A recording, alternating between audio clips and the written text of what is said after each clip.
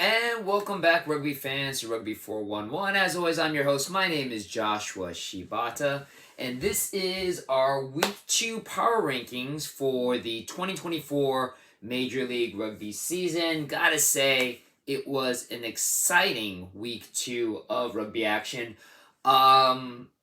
It was tough to put some of the rankings for some of the teams because of a major upset in week 2, which we'll talk about when we talk about SuperBru, which again, as much as I don't want to talk about SuperBru, there was a game that nobody got correct. And because of that game, the power rankings, it was a little tough. I'll admit, it was a little tough to kind of figure out where to put certain teams. And that's what this video is about. This video is about basically explaining my methodology in figuring out how I rank these teams. And again, if you've never seen my power ranking videos before, this is not based off of win-loss records where a first place team in a conference is automatically at the top and a worst place and a no-win team is on the very bottom. It's really about what you do on the pitch, the opponent that you beat, where you play them, home pitch advantage or away, and what you've been doing lately. So again, a team that is on a hot streak, they may have started the season really poorly, can find their way up depending on how much they're winning. And then a team that started off really hot may still be in the top of the conference, but those losses will start to slide them down in the power rankings. So again, the power ranking is not purely on where you are in the conference standings, though they do kind of correspond together. But it's not just a simple, well, this team is first place in the division, so therefore they're automatically first. That doesn't always make the case. With that being said, let's get on with our power rankings. Now, again, I always try to say that I watch every game in the Major League Rugby week. I got real close, guys. I'll admit to you, I did end up missing just one game. I wasn't able to watch the Charlotte Anthem, the Anthem Rugby Club taking on NOLA Gold. That is the game I was not able to see. I saw all the other games, and I promise you I will catch up by this week. It's just, life gets busy, but I try to watch every game so I can make an accurate assumption, not just taking it off of the score sheet, just because, as is the case with one of the games in this game, the score on the score sheet at the end does not indicate exactly what kind of rugby was played on the pitch, which does make a difference in my final decision on these rankings. So, without further ado, let's go over with the bottom. The bottom teams, it was easy to rank, just like the top two teams were very easy to rank. So we'll get this out of the way. Your bottom team, unfortunately, is the new kids on the block. One of the new kids on the block, Anthem Rugby Club. They fell short to NOLA, 19-34. Again, this is going to be the growing pains of Anthem Rugby. We've come to accept it. A very young team, a developmental team, not necessarily built to win championships, at least not at the beginning. It is basically built to give young American players under the age of 20 a chance to really make an impact on a team, get a lot of experience playing at a pro level on a consistent basis, and it's a unique way of putting a team together, which we don't see in pretty much any other American big time sport. But it's a team that you can't feel, you feel pretty good about rooting for, even though they may not win too many games. They did lose to NOLA 19-34. Didn't see the game, but not expecting to have them come out of that 12th place ranking. A game that I did see, unfortunately, I always have fun going to games live. And if you don't know, I actually do work these games for Rugby Football Club LA, who are number 11. I am the PA announcer for home games. It was a lot of fun. Thank you for the it was like at least 2,000 fans that came out in attendance to watch RFCLA host the Houston Sabercats. Unfortunately, LA fell short to this game, 12-27. It was a great game for LA. LA definitely has a lot of explosive offensive weapons. LA, again, just like in the game against Dallas, scored first. There was a beautiful try by team captain Niall Saunders where he flipped right over to get a ball that was going into the try zone area right before it went out of play. He was able to dot it down, did a somersault flip. It was a thing of beauty. Houston is a very physical team. We'll talk a little bit more about them when we get to Houston in the rankings. They're a very physical team. We were expecting a very tough battle. It's just, unfortunately for LA, a couple of tries were called back, including a beautiful one by Fijian Olympic gold medalist Semi Kunitani that unfortunately was called back. If those tries were able to stand, game could have been much, much different. But also, too, LA, unfortunately, only scored 3 points in this second half. They scored no points in the second half on the game against Dallas. In just 2 games, I know it's a small sample size, but in 2 games, in the second half of both of those games, only 3 points scored. So it's starting to look like LA kind of tapers out a little bit. And that seems to be a running theme with the newer teams in Major League Rugby. Even technically one of the newer teams in Dallas, the Dallas Jackals, that they start hot, but just don't seem to have the longevity or the endurance in players and team coherency to last the long game and end up losing to the more veteran teams like the Houston Sabercats. So LA unfortunately falls short with this. But, considering all things, an improvement from week 1 because funny stat, in week 1 there were 9 yellow cards given out. 4 of them, almost half, were given to LA alone in week 1. No yellow cards in this game. Unfortunately, didn't make much of a difference with Houston, but still a really great effort for a young franchise. Also, another young franchise, number 10 team, the Miami Sharks, though they put up a pretty good effort too against arguably what's looking like one of the best teams in the league, your two-time MLR champions, the Seattle Seawolves. Miami ended up losing to Seattle 18-29. Now, mind you, Miami had to travel from Miami to Seattle, the longest distance in the history of any Major League Rugby team, and traveling since the league was born. That's a pretty rough travel, and it's also kind of the farthest points between the country to begin with, from Seattle and Miami. As a person that travels coast to coast to see my loved one who lives in Orlando, I can attest it's a not necessarily the easiest journey to take. So you got to give Miami a lot of credit. Miami really did keep the game pretty competitive from the very start.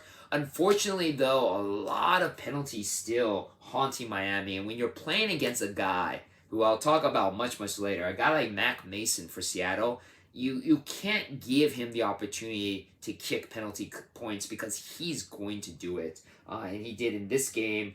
A yellow card, though, by Miami allowed Seattle to take the lead by half, 19-3. Miami did start to come back with some really impressive tries. A beautiful kick pass by Felipe Echeverri to USA capped Eagle Benjamin Bonasso allowed Miami to get within 8 at the 50-meter, but unfortunately, like I said, Miami started to taper out just like LA did last 10 minutes. Seattle was able to put the game away, but a lot of credit to Miami for hanging tough with a very, very dominant team, playing in a very hostile area like Starfire Stadium in Seattle, and then also just making that travel as well. But the loss is a loss. Miami slides down a spot to the number 10 spot. Another team that slides down quite a few spots, 4 spots down from number 5 to number 9, the Dallas Jackals, who, a lot of people were looking at them as being a surprise team in week 1. Again, not to be a homer for my Rugby Football Club LA, but that game against Rugby Football Club LA, when you have 4 yellow cards, but you still only win by 3, and it was a last-second drop goal. Did Dallas really beat LA? Hard to say. But in this game, unfortunately, Dallas did lose to San Diego. And now, granted, this is the game where the score was 23-30. Looks very competitive. But if you actually watch the game, San Diego put the game away much earlier. They just kind of took the foot off the pedal and allowed Dallas to come pretty close at the end. But from the start, Dallas scored try first because of a handling error by San Diego, but then San Diego started coming back. It was a pretty aggressive kicking game, which oddly enough, by two players that were not kickers in the very first week. You had Vaughan Isaacs for Dallas replacing Adrian Carlesi on the kicking duty, and then you had Lincoln McClutchy placing Josh Henderson with the kicking duties on San Diego. Both kickers did phenomenal, kept both teams in the game. But in the end, Dallas was actually up by 2 at the half. But then in the second half, as I mentioned before, a yellow card also doesn't help Dallas's cause, but it was all San Diego. San Diego scoring 2 tries. It wasn't until the very end, pretty much in officials' time, that Dallas was able to score one more try that kept them pretty close at the end. But it really was all San Diego. So Dallas comes back down to earth. Again, Dallas has the opportunity to move their way back up out of the rankings, but not surprising to see them in the bottom 4 alongside with the other 3 newer teams in the conference. Moving on to number 8, a team that has surprised me, and lo and behold, is also another newer team in the league from some of the other franchises. The Chicago Hounds slide down to number 8. Dropping 4 spots after a tough loss to Utah, 15-29. Now, again, it's been kind of shocking watching the Chicago team, who, again, I predicted to be one of the early frontrunners for a Major League Rugby championship appearance. And granted, they did win in week 1, but man, this game against Utah really showed. It also showed the caliber of how strong a Utah team is, especially playing in Zion Field. We talk about Starfire Stadium with Seattle. Zion Field is not an easy place to play either. There's a very loud, very rambunctious crowd. They are priding themselves as the 16th player on the pitch, just like Seattle does. Just as loud and supportive. And Chicago really struggled playing against Utah, even though they scored first in this game, but they also had a penalty and a yellow card that allowed Utah to come back into it. Utah was up in the half 14-10. And then again, in the second half, after Chicago scored, it was all Utah. Utah just took over and pretty much closed out the game. So again, these granted kind of newer teams to the league, it just seems like they just sputter out of gas, while some of the more veteran teams, your Utahs, your San Diegos, your Houston, your Seattles, are just really in cruise control in the second half, and they're really showing just the type of caliber of playing as well as the mindset, I feel, of these veteran teams to allow them to pull away after the game's pretty relatively close in the first half and then just pull away in the second. So unfortunately, Chicago falls 4 spots down to number 8 from number 4. Now, this is where it got hard, okay? The next game, easily, there was no official game of the week in week 2, but this game was easily my game of the week. Old Glory pulling off the upset of upsets, ending they were saying like a 16-game losing streak to New England. Old Glory pulls off the win at the very last second, 35-34, to beat New England in New England, beating the reigning, defending MLR champions. Now, the only question was, where do I put Old Glory and where do I put New England? Yes, it was an impressive win. Yes, it was a great win. Does New England have to fall that far, losing to, at the time, a team that was ranked number 10 in my power rankings? Now, granted, New England only lost by 1, and it was by a last-second try to Old Glory. So where do I put those two teams? That was a tough part. And where do I put the rest of the teams that won? Because these are all the teams that lost. Where do I put the teams that won? That was a problem I had. So from here, this was the decision I made. At number 7, Old Glory. Yes. I know some people might be wondering, how did I get to Old Glory, who beat New England, to number 7? It's because then I put New England at number 6. So, New England, which started last week at the number 3 spot, slides down to number 6. Old Glory, who was number 10, moves up to number 7. It was the only way I could justify, in my mind, this ranking. Because again, the game was super close. Very, very close. New England had it. It's just that Old Glory ended up just showing a lot more gumption, a lot more that they just wanted it. And even though they were the underdog of all underdogs, nobody in SuperBru got this game right. In our SuperBru, nobody got it right. But Old Glory just pulled it off at the last second with a beautiful try, scored by an assist by Jason Robertson. And the try was scored by Willie Taliatani.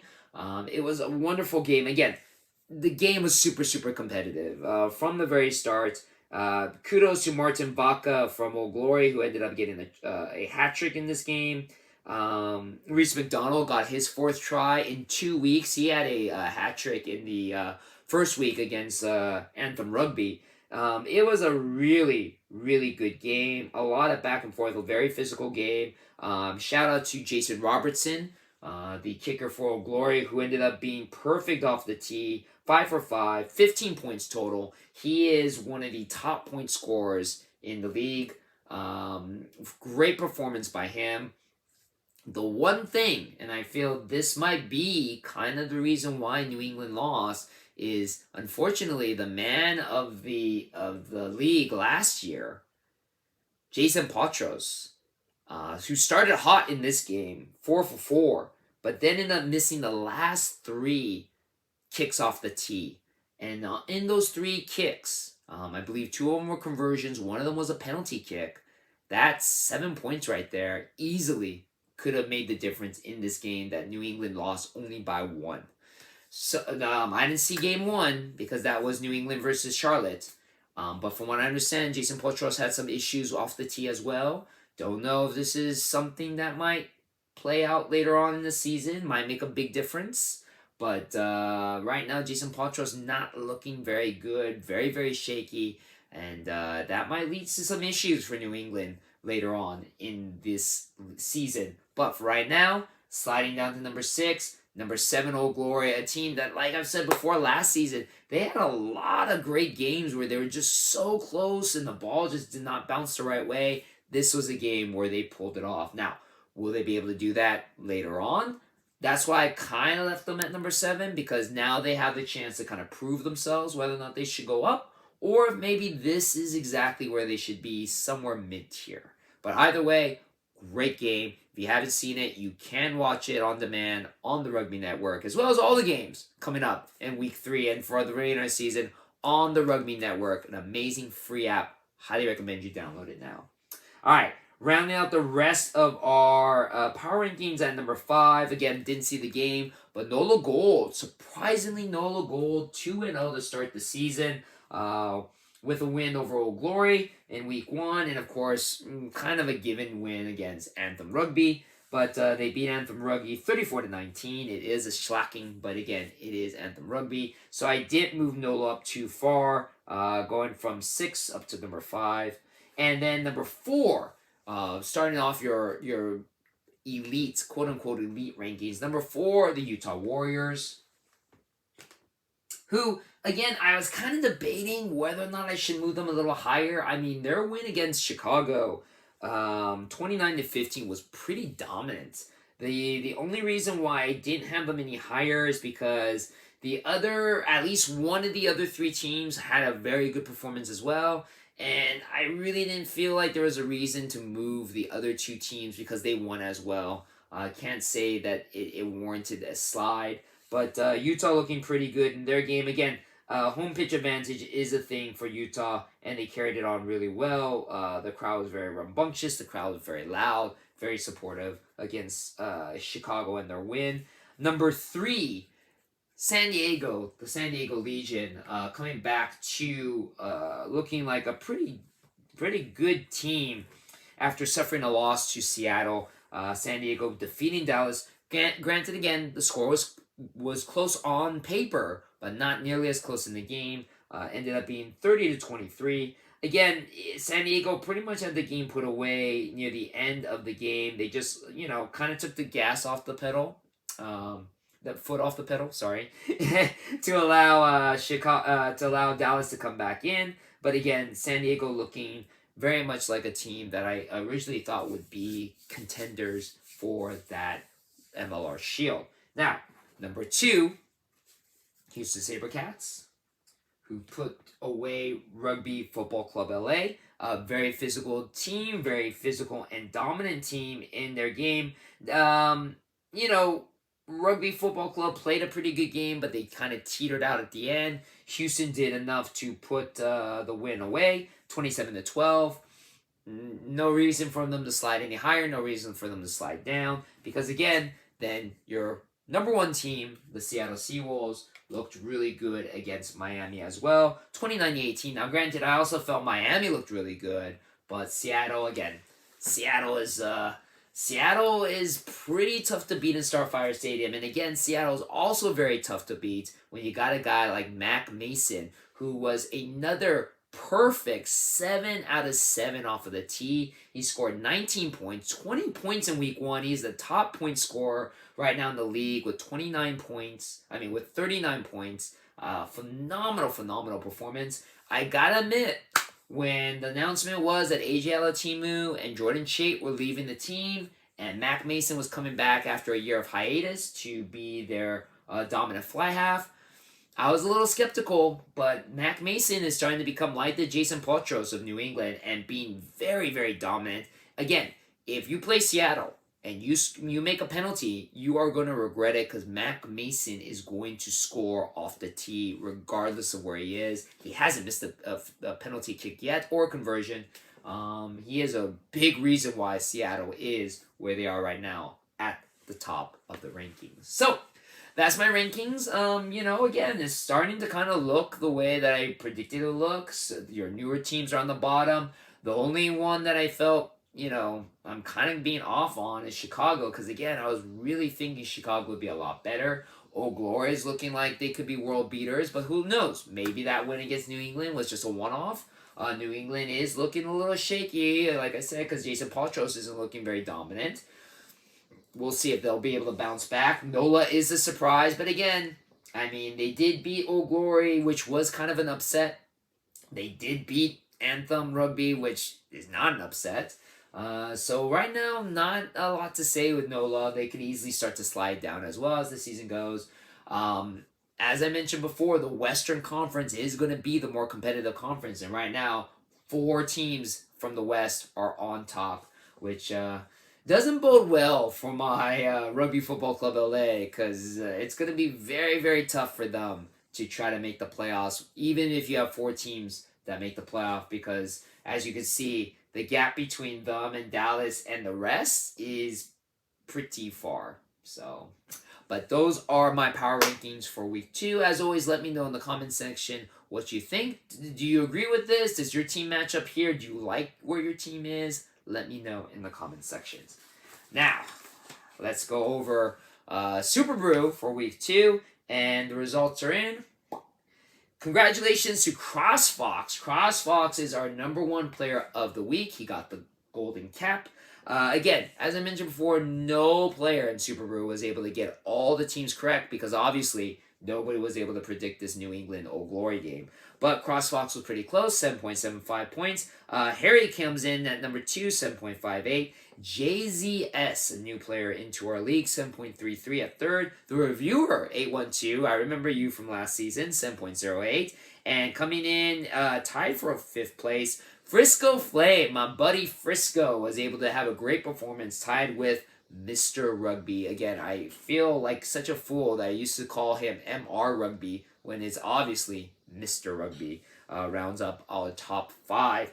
Unfortunately for the wooden spoon was KDC, but a KDC, again, I didn't do very well either, so don't feel so bad.